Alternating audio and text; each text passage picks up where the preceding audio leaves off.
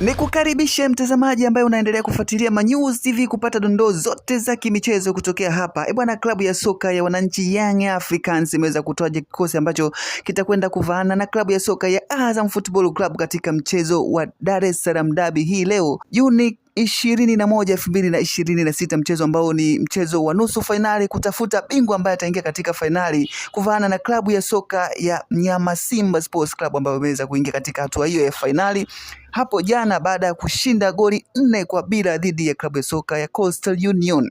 Mchezo huo wa leo utapigwa katika viunga vya mkoani Mwanza katika uwanja wa CCM Kirumba. Young African Sports Club anataka ushindi ili kuendeleza ubabe wake. Kikosi hicho cha wananchi Young Africans kikianza na golini Diara, Kibwana, Boka, Baka, Mwamnyeto, Abuya, Max, Mudathiri, Dube, Okero, Pakome.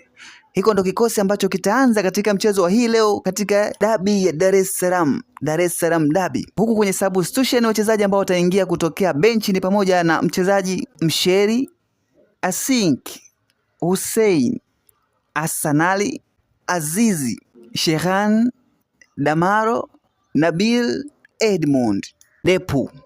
Bwana, hiko ndo kikosi ambacho kitakwenda kuvaana na Azam Football Club hii leo kikitafuta ushindi ili kuingia katika hatua ya fainali kuvaana na klabu ya soka ya Mnyama Simba Sports Club katika mchezo utakaokuwa ni dabi ya Kariakoo.